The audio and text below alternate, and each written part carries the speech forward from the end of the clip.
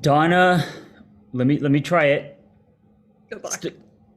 I want to say Starsky because I grew up in the '80s, and I'm thinking about Starsky and Hutch. It's not Starsky. It's like Sakowski. It's some Uh, ski. uh, Say it. Say it again. Shakarchy. Sakarchi. What kind of last name is that? It is Iraqi origin. Interesting. So, Yeah. I want to just dive right in, but I want to ask you a question. My opening question is, what is one thing that you know about yourself today that you didn't know just a year ago? No, I'm totally joking. I I gave Donna the question I was going to ask her, and I just gave her a little what is it called, a curveball, and asked her a Yeah, different question. a true curveball. I should have waited a beat to see if you were going to answer it because you probably haven't answered. Hey, let's do a double feature. Okay, so let's do that question because I Okay. like that question. What's one thing you know about yourself today that you didn't know just even a year ago? That I am way more resilient than I've ever imagined. Oh, I love it. And how do you know that? Um, Proof, life, seeing Mm, it play out. yeah, awesome. Seeing myself just bounce back in various ways this year, specifically in the past 2 years. All right, I'm going to keep going with this. And so knowing that you're way more resilient than you thought, um, how does that impact you? What does that knowing do for you? Less fear, way less fear, right? Because Nice. you just go about your life being, I wouldn't even say necessarily confident, but just Mm-hmm. being really authentic and just trusting in yourself and the process, and that things will just play out and Yeah. bounce back. Cool. And then the real question is, or the first question I was going to ask you is, what's one thing that you want people to know about yourself or the way that you lived before you die? So Or not I would, even before or after, it doesn't matter. I mean, if you were to pass. um, I thought a lot about this actually as I was cleaning my apartment. I think the idea of authenticity, Mm-hmm. curiosity, and something that keeps coming up for me is that I'm someone who always keeps the circle open. Oh, what do Um, you mean by that? I don't like to close circles, so just making sure that literally, if you were standing in a circle, I will always make sure that someone else can walk in, and making sure that people are constantly feeling welcome and Mm, comfortable and connected and giving a place for them. yeah, So that's, I think, awesome. I like that. So now, tell us about yourself. Tell us how you became a coach. I know you also obviously teach in the lab, so tell us about that. And then we're going to go into, uh, I call it the wellness wheel, but what do you call it? The wheel of well, wellness? Okay, yeah. Which I think is a great tool, and I think whoever's listening to this, they're going to get a lot out of that. So basically, taking your class and putting it into Cliff Notes or shot glass. yeah, I love the wellness wheel. It's my bread and butter. It's my baby. I think it's the best. Yeah. Um, so I am a certified life coach and wellness Mm-hmm. coach. Mm-hmm. I have certifications from the Institute for Integrative Nutrition, and from Journey. Mm-hmm. I also studied health and nonprofit management in undergrad with a focus on nutrition.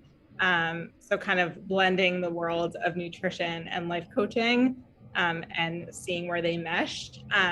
I am a community organizer and relationship builder by trade as well. So I've done professional fundraising Mm-hmm. my entire career. And so kind of that piece of it as well. And wellness has basically just been what intrigues me most in my life. It's what lights me up. And so from a coaching perspective, I've had one-on-one coaching clients. I've run workshops. I teach at the lab. I've created wellness travel groups, communities around wellness, accountability challenges. So just trying to create community around this idea of wellness. And do you want my general story of how I got to this, or is that Yeah, helpful? I actually want to know what was the most difficult thing that you had to overcome or a struggle in your life. So I think for me, I mean, and this is what got me into the field, Mm-hmm. is quite honestly like the idea of body image, and Mm. how body image and what we eat and how we move and how we see ourselves plays a role in how we show up in the world. Is there a personal story there? Did you struggle with body image or eating disorders or anything like that growing up? Yeah, so actually the story starts that I can remember that in fourth grade, Mm. I had a crush on a boy and I sat next to him. And I remember we were like about to do like story time in class, and I went to sit next to him, and he goes to his friend, "Be careful, Donna will crush you." And it was Mm. fourth grade. And in that moment, I was always like very confident. Like, I loved soccer. I loved, like I had big calves and I was proud of my calves and I was proud of, you know, my culture and the way I ate. Mm-hmm. It was pride. And in that moment, I remember like a turning point in my self image. Wow. Isn't that amazing how, especially at that age, because in fourth grade, you're like what, 9, 8? Yeah. Yeah. How just one sentence, and of course it meant more because you had a crush on this person, but even at that young of an age, because I wouldn't think that, I would think something like that would bounce off a 9, 8 year old. But the imprint of that, right? The absorption, the damage of that one sentence, and how we internalize so young.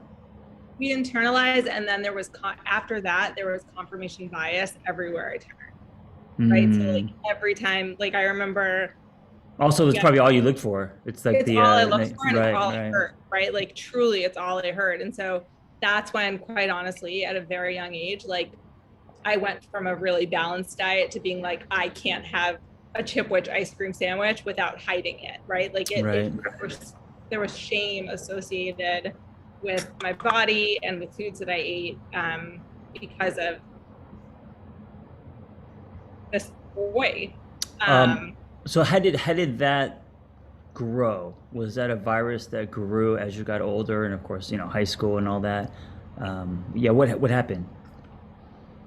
it grew. There was confirmation bias everywhere. I was looking for it everywhere. I danced in high school, and I Mm-hmm. remember um, being nervous that my dance teachers wouldn't be able to get the costumes that they wanted because I felt like I was bigger in my body. Mm. I felt like I missed out on experiences, right? So from a cultural, I come from a Middle Eastern background. We have really great food, and I remember being like, I Mm-hmm. can't eat that. So it went from accepting my body, loving my body, being a normal kid, to that experience, to looking for it and seeing it everywhere, to saying, okay, well, I need to change myself. And in order to change myself, I need to have a distorted relationship with food and my body Mm. movement. And that's what happened. So in high school, I struggled with an eating disorder. Yep. And Which one, or both? Uh, Both. no, mostly anorexia. So Okay.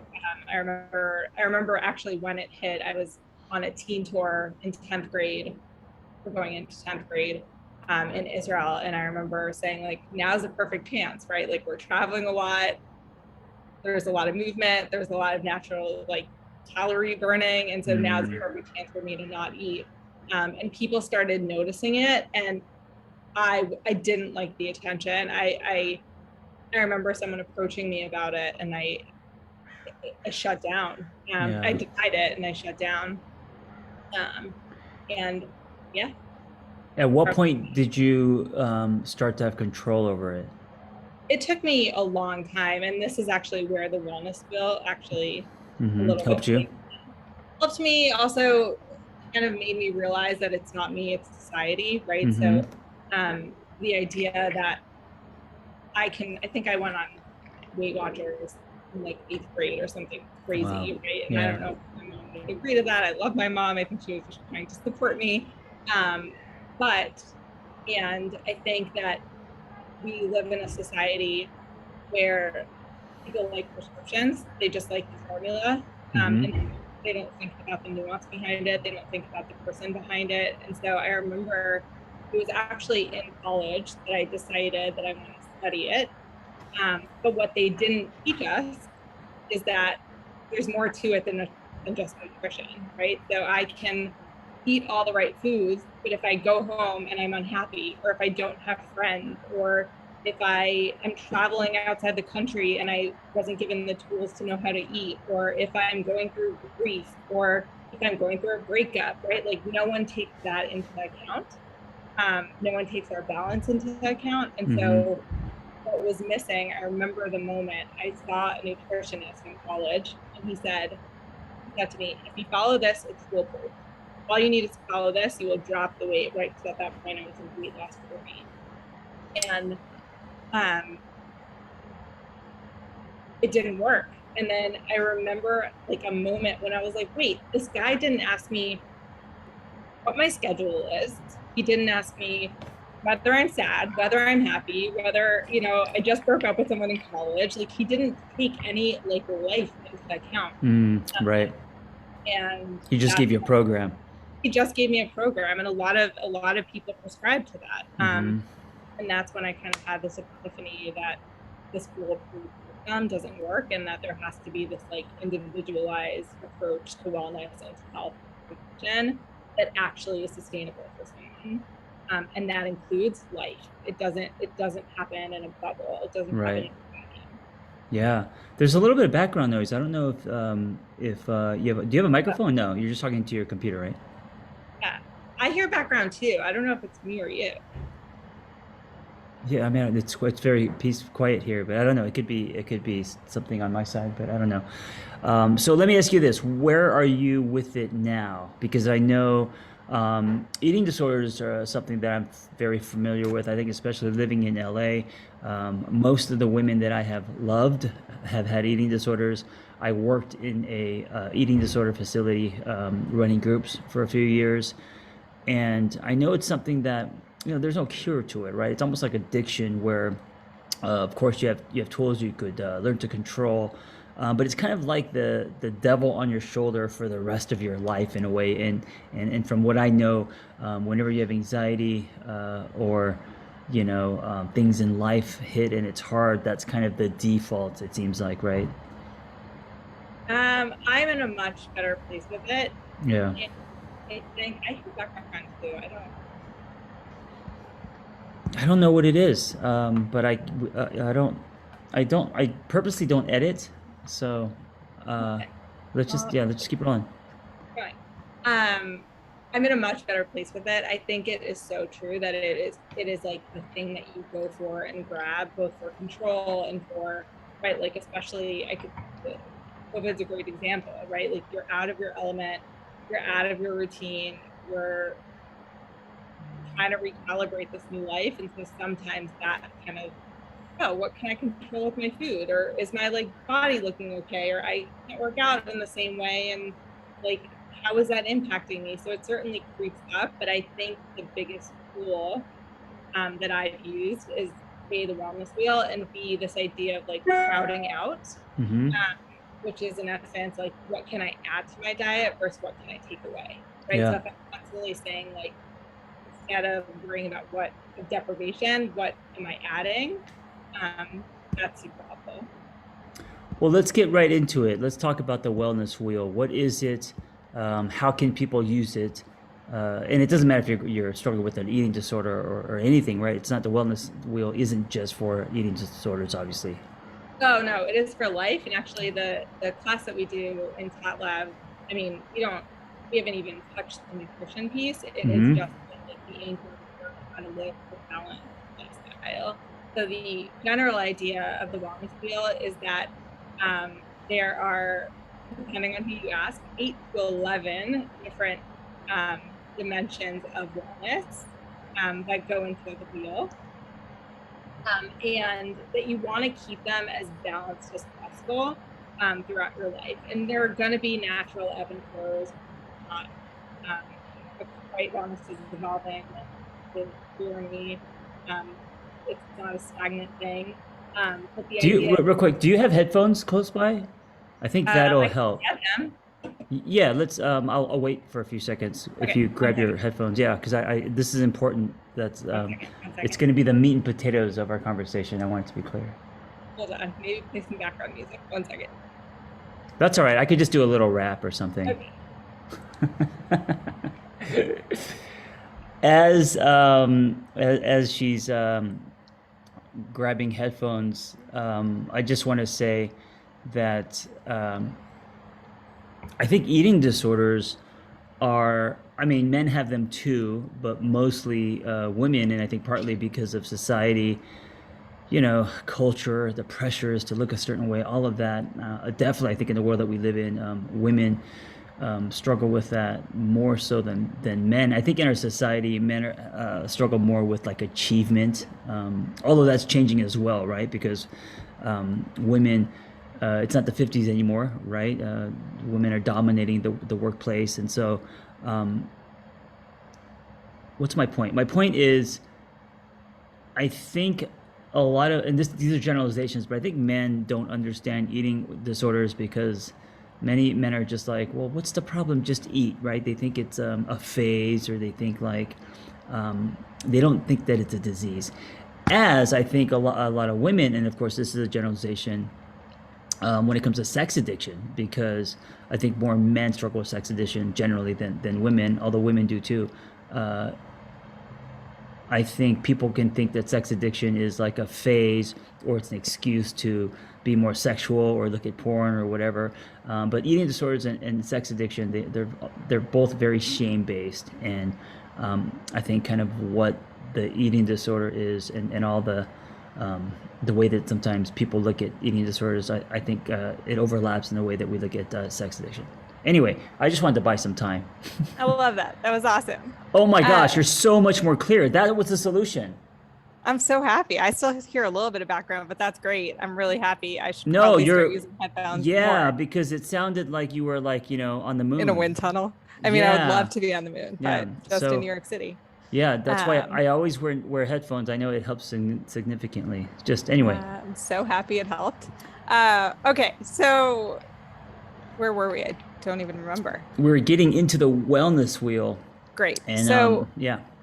I think like the four kind of general things that I would want to start with anytime we talk about the wellness wheel is that wellness should always be anchored in self-respect, right? So this idea that wellness is um performative, right? Like we've, as a society, we've moved from wellness as being basic as to wellness having to be this like luxurious to-do list of rituals Mm, and routines and all this stuff. And so I think anchoring your wellness and self-respect, and B, making sure that wellness never feels like punishment and that it feels like enrichment mm, is really important mm-hmm, when talking about the wellness wheel in general. Um, and the general idea of the wellness wheel is again that there's 8 to 10 different spokes of wellness that kind of make up your life.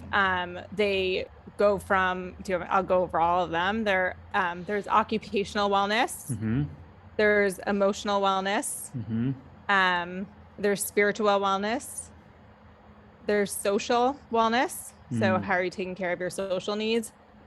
Intellectual wellness, mm-hmm, financial wellness. So actually living within your means, what does that look like? Environmental wellness, which is both like what your obligation to the world is, but also mm, what your actual space looks like, right? So how are you living? Is your home a mess? Are you happy in your home? Do you feel good in your home? Your physical wellness, which is mm-hmm. the nutrition, movement, sleep basics. I've added at this point digital wellness because I think in society today it's not spoken about enough how much digital wellness impacts us. Sure. And then beyond that, I have like what I call free space wellness. So if there is something that either is not mentioned here and or someone wanted to elaborate on more. So for example, dating keeps coming up in my Mm-hmm. class.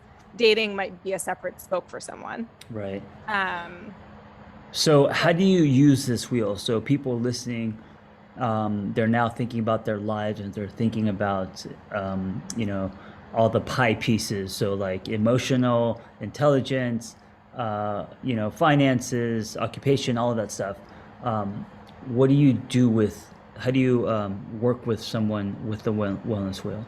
So the idea is again that you want to start with some kind of assessment to see where you're actually at. So Mm-hmm. there's some questions that we would typically go through about each spoke and just do like a general assessment. So I can ask you, for example, in your occupational life, do you feel fulfilled?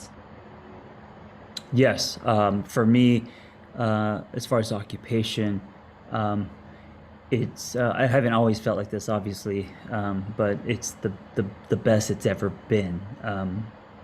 I've been in jobs where I would literally sign out, go to the restroom, and try to stay there as long as I could until I got caught. So Yeah. I've been in those kind of jobs, literally crying in the bathroom, wanting something different, and having to tuck my shirt in and just dreading work. So yeah, today working out of my garage and playing around with social media, writing books. It really is a dream. Super grateful for where I am and what I'm doing. So that part of my wellness wheel rates really high. So that's a perfect example, right? So your occupational wellness ranks really, really high right now. First of all, Hmm. it's really important to note that that's where you are in your assessment. Second of all, a lot of people feel really good in their occupational wellness, and because they feel so good at it, they are hiding in it, right? So it becomes like Sure. compulsion. It becomes, Yes. this is my place to avoid.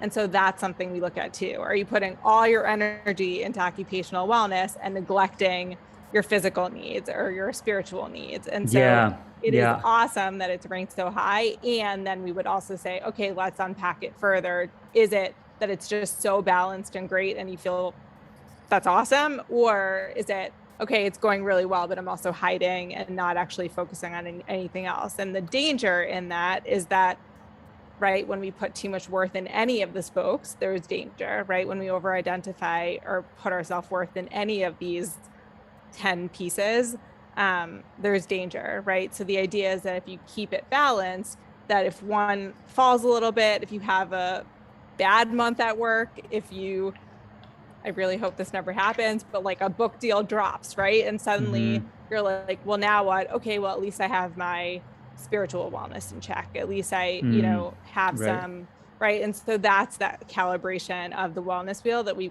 kind of want to constantly make sure is adjusted and feels kind of even keeled. Yeah, Um, and I think the fear for me is I have that part in my blood, which is addiction. I could be a workaholic very easy. So if I'm not aware of, um, I don't know if the word is balance, but if I'm not aware that working too much can start to take away from other parts of my life. yeah. That's the natural knee jerk. That's just where I go. I go into obsession. I go into, I'm the 12-year-old that would lock myself in the room and play with Legos for like 8 hours Mm-hmm. forgetting to eat. So if I get excited about something, passionate about something, I could drown in that. So that's kind Yeah. of what you're talking about, knowing yourself. And, Yes. and, and also in the world that we live in, though, it's hard to pull back because of messages like Oh yeah. from people like The Rock, which who I love. I think he's amazing. But the hardest worker in the room. Sleep when you're dead. The whole Yeah. the grind culture. Yeah. Um, We put it on a pedestal, right? yeah, We it's like yeah. it's Like a 4 hours of sleep. trophy. Yeah. Yeah, and the idea is that I don't, it's funny because as I'm teaching in Tat Lab, I'm learning and adjusting the wellness wheel as well, which is Hmm. awesome. And I've kind of moved away from calling it balance and I started calling it harmony, because the idea Mm, is that if you are in harmony with it, you can still focus on your occupational wellness. It's just saying, okay, but after work, I'm also going to go to the gym, right? Like it's kind of like this, they go together and then they can separate and then they can go back together and then they can separate, versus balance, which is like, okay, 20% needs to go here, 20% yeah. needs to go here, which Yeah. isn't realistic, It's not right? realistic. I don't believe in balance. I mean, let's face it, work is, 70, 80% of our life. Totally. I don't think we should turn it into 20%, right? You're never gonna do the things that you really want to do. But I Totally. love I love the idea of harmony. What I saw was dials on an equalizer. You got your Mm, treble, your bass, your all these, and I think everyone your pitch, and I think everyone should customize turning their dials to the frequency of life that works for them. yeah. And Yes. also, they don't have to be the same as when you were 20 or when you were, 19. And so, Oh yeah. me as a 48-year-old, I'm going to put a lot more weight, especially with a daughter now. I'm going to put a lot more weight into being mindful and present and activities and spending time with my daughter, probably threaded into my life more so than, Yeah. in my 20s where I was just, running as fast as I can to the next big deal. Totally. And I think that that's the power of the wheel. And that's the power of, I think what all of us are doing is that none of it is stagnant. You never actually want to be in the same place all the time. You want to be Right. able to adjust and evolve and say, this is actually a priority right now. And next month it can change. But I think what is powerful about the wellness wheel is that it becomes a choice, right? Like rather than compulsion or rather than being a hamster on a wheel, you're actually saying, okay, this is where I want to focus right now. And next month it might look different. Hmm. But like constantly adjusting and kind of making choices that align. It's like when you think about, I mean, everyone has a different definition of wellness, but for me, wellness is about being empowered and being deliberate, right? So Mm. if you're empowered and deliberate in what you're doing, then you're living well. Then you're living out of self-respect. Then you're Hmm. living with being able to recalibrate and adjust and be aware. And so I think it's stepping out of like what is the noise that society just constantly is giving us and saying what actually, okay, what works for me, not what Yeah. works for society, but what works Right. for me. Right. So Cool. So you want to go through some of the other areas, or you want to talk about what once you've done that, what are some of the other steps using the wellness wheel? yeah, so the idea is again, so there's a different spokes. You can constantly be looking at it and adjusting it.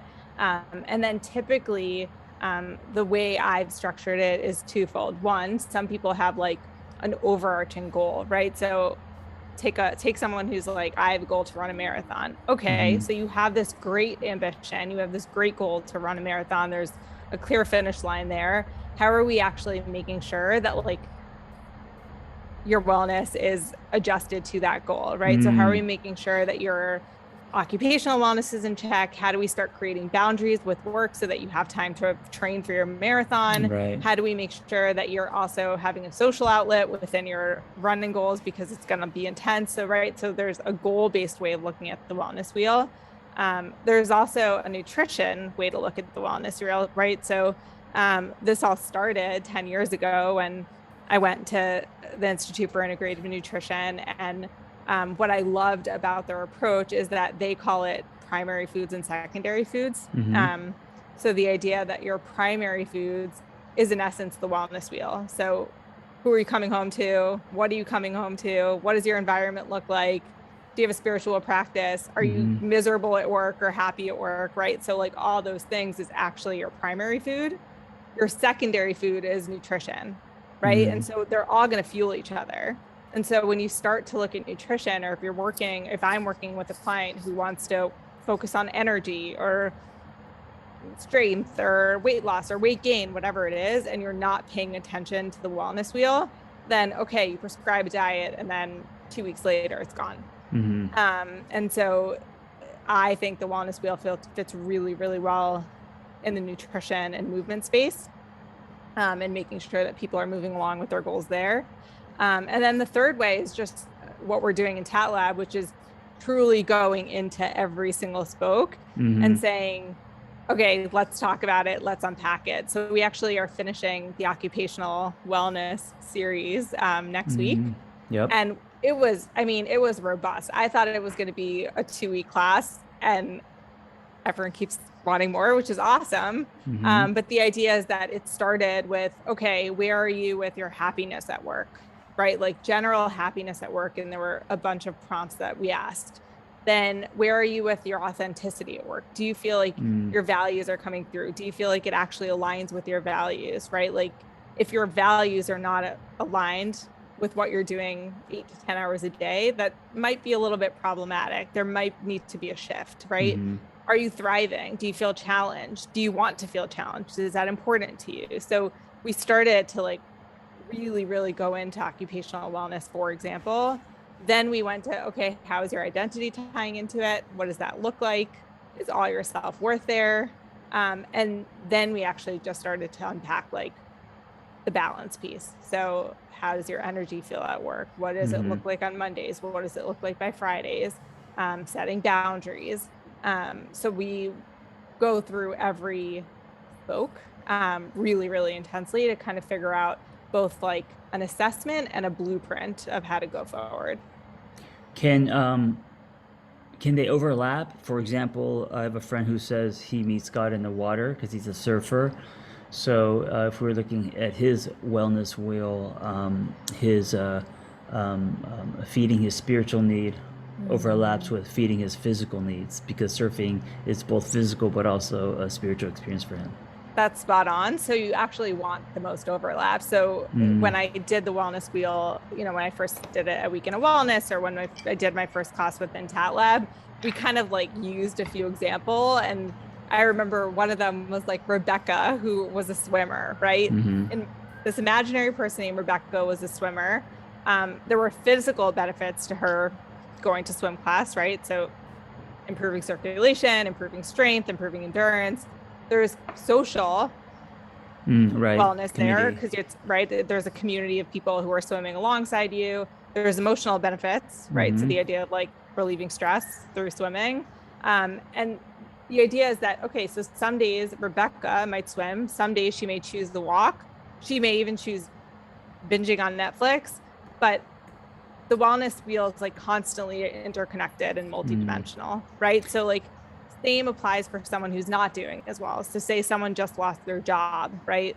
COVID, it happened to a lot of people. It happened to me at one point. Um, if you lose your job, that affects your occupational wellness, but it's also impacting your social wellness because you probably socialized in some capacity at work. hmm. You're right. So like your intellectual wellness, you're not as stimulated.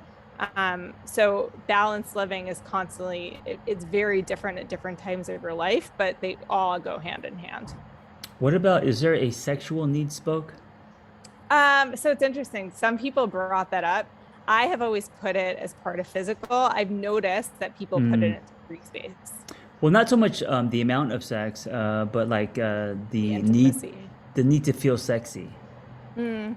Yeah, I would Like, put that under, first of all, I think that, right, like when you feel confident at work, you might mm-hmm, feel sexy, mm-hmm, right? Like in some ways, when I feel like I'm rocking it at work, like I go out with a swagger that's like different than when I'm like mopey and feel like I had a bad meeting. So they sure, kind of do, um, again, it's like interconnected. And yeah, I think that, like I feel very strongly about the physical wellness book. I think, yeah, movement um, and all of that. yeah, and so that's where I would put that. But again, the reason why we put a free space spoke there is to say, hey, if feeling sexy is really important to you, let's Right add now, that as a right, spoke, right? right. The only thing that I will not add typically is relationships. So some people want to put relationships as a spoke, and Mm-hmm, I think that relationships again can't happen in a vacuum. They have to happen in like in sync with all the mm-hmm, other areas right. of your life. And so that's where I kind of say, like, I don't know if you really want to put a separate spoke for it. How can we Mm-hmm. actually just integrate it? How do you fulfill your spiritual needs? How do you, your Great spiritual question. spoke, what does that look like for you?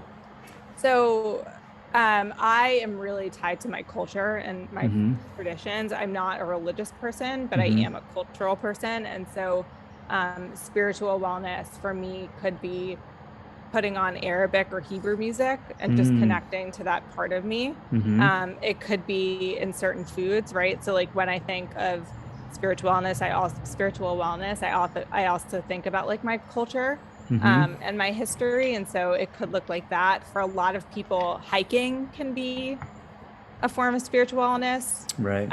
Working out can be a form of spiritual wellness, right? Like it puts you in a trance. Music is a great form of spiritual wellness. Mm, So it's certainly not what people think. I think people automatically go to like church. traditional church. Right, right. And it can be that for sure, but spiritual wellness can also be community, right? You may feel spiritual when you're part of certain communities. Um, I feel close to God when I'm in flow states. And Hmm. so whether I have a gas tank in between my legs, or I'm, going as hard as I can, Yeah. on a CrossFit WOD, they have these things called chippers where they're really long workouts, and there's like a hero's journey in the workouts because they're so grueling. Things like that, connecting with my partner, that kind of That's a big stuff. one. So I love Right. that Yeah. I love that you label spiritual as things like music or like culture related, connecting with parts of yourself. Yeah. Yeah, maybe in my case, doing windmills or breakdancing connects me That to totally works. It works. because I I mean, think I what. remember, yeah, Oh, no. sorry, go ahead. No, I used to do CrossFit, and I remember like when I would finish a lot, I'd be like, Hmm. okay, I just did my spiritual wellness for the day. Like something about like being so out of my head and like Yeah, pushing to like, I mean, you get it, you know, the push I felt love that. spiritual to Yeah, me. Like it yeah. felt like I was out of my head. Like I had to almost rely on something that was bigger than me to get through it. And there was something about that that felt spiritual to me. I love that definition. That's really refreshing. Yeah, and in CrossFit, if you leave a sweat angel on the floor, that's a spiritual experience. But I love how street level that is because as I'm swimming toward 50, I'm 48 now. Mhm. I've been very thirsty for uh, I've been very thirsty to feed my spiritual need, to grow spiritually. When I was married, I was Christian, but I feel like I went to church for the wrong reasons, did it for Yeah. her. And for you to say spiritual can look like a song, a dance, riding a motorcycle, doing pull ups, making Yeah. love, whatever, surfing, uh, going on a hike. That makes me feel like, oh, I'm already living a spiritual life. Totally. And Yeah. that's the thing. We're kind of there. It's just a matter of like this is what I love about coaching too. It's like getting it back to the surface, right? So it may be something that you haven't been in touch with. It may be Hmm. something that you haven't thought about in that way. And kind of bringing it to the forefront is part of the wellness wheel. Yeah. Awesome. Anything else you want to say about the wellness wheel and how you use it? And I love the power of the tool, and I love that you're taking that and also making it your own and running groups with it. Yeah, so I think I would say that as you're going through a wellness wheel, obviously, right, we always want to take life into account. And Hmm. so your wellness wheel is going to look very different than mine. Right. Again, it's not static. The idea of taking culture into account, taking circumstance, resources, needs, right? Like your preferences, your values, they all play into your wellness wheel. Hmm. And then as you're doing the assessment, I wish I have a PowerPoint on it, but the idea is that um, there's there's numbers that you assign to it, right? And so again, it sounds like you're almost at a 9, right? Like 1 to 10 scale on your occupational wellness. You can start noticing, wait, I'm like at a 4 and everything else. Hmm. And so you may actually say, okay, I'm going to bring my occupational wellness down to like an 8 and Hmm. bring my physical wellness up to a 5, right? How do you do that? I'm just going to implement one thing for the month. I'm just going to do yoga once a week, right? Like I'm just going to add that. That's all I'm going to do. And I'm going to see how that feels. And Hmm. then I'm going to say, okay, like what else can I add, right? What else can I take away? And so it's this constant calibration and recalibration um, that you're working towards.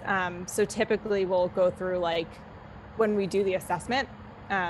So for example, I'm just using occupational wellness because we just did it in Tab Hmm. Lab, but I will ask, okay, so what are 3 to 5 current truths about your occupational wellness? Could be Hmm. good, could be bad, but we're just basing it on facts. So it could be I work really long hours, right? Like I'm working 9 to 10 p.m. every day.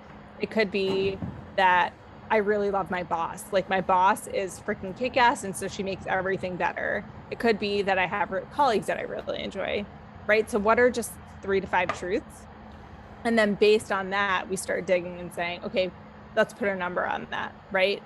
Then we'll start to do some visioning. So, we'll say, if I saw my occupational wellness in 3 months and I wanted it to look a little bit different, what can that look like? So Hmm. we'll do some like aspirational identity work with it.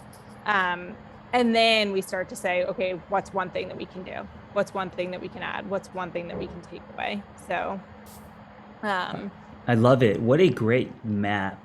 If you kind of feel stuck in life, but you don't really know, the wellness wheel is great primer. It's like a good place to start and see. yeah, It's like taking a black light to your life, you know. And that's exactly what it is. yeah. It's also operate. So it's funny. Everyone in Talent will say, I feel like you're operationalizing it all, right? So Mm, like a lot of the groups are kind of in the thinking phase of like let's mm-hmm. process things, and then this group's kind of hard because I'm actually saying like, okay, let's put pen to paper and say like these are the changes I want to make. This is how I'm going to start making them. Mm-hmm. And so it's really taking like a deep dive into what your life looks like and saying, these are things that are in my control that I can Mm-hmm. actually change. I can control going to bed an hour earlier so that my energy feels better. I Right. can control adding good fats to my diet so that I sleep better, right? Like Yeah.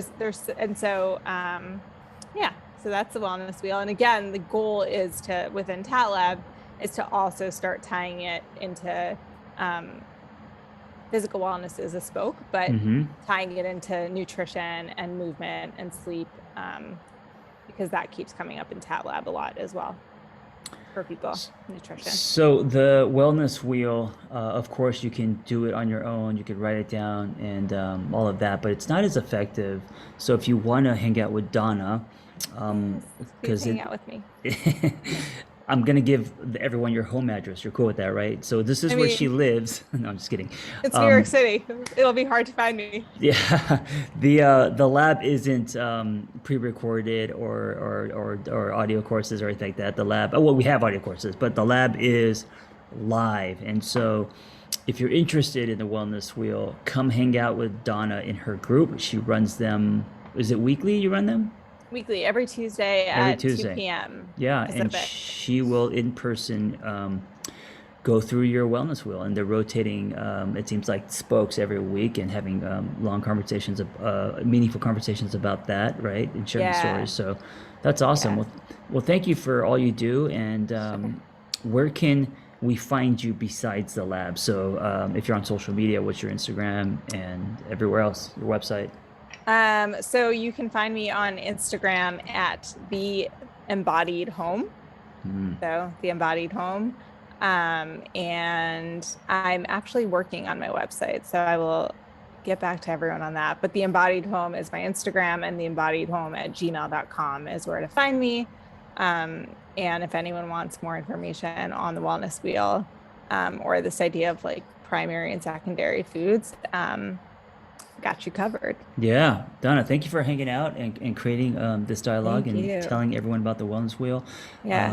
One of the things that I love about the lab is having conversations with instructors and other people in the lab, and then giving people an opportunity to meet them live in person. And by live in Yeah. person, I mean on Zoom. So, yeah, so if any of this resonates with you, come hang out with Donna. Awesome. Yeah, all We're right, almost finished with occupational wellness, and we're going to move on to another fun spoke. So perfect. definitely check us out. Yeah. All right. Well, I'm gonna listen to more K-pop so I feel more spiritual in my life, and Whatever works. that's not really. It's a good All right. recalibration for you. Yeah. All right. That might have been a little racist. I don't know, but I don't Nah, know. I don't think so. It's. I think any time that you are connecting to yourself in any way, and even if that is humor, that's a good thing. Humor is huge. Humor Yeah. is goes, I mean, it's basically in every one of the spokes, and definitely spiritual. If I have a good Mm, belly laugh with someone, that is spiritual for me. Someone is riding a motorcycle, or that's a truck. that's a truck. Oh, That's a truck. Yeah. Um, Yeah, that's a great point. That humor is. I love that. Thank you. Thank yeah. you for the reminder. Yeah. All right. Thank Thank you. Be you. well. See you soon.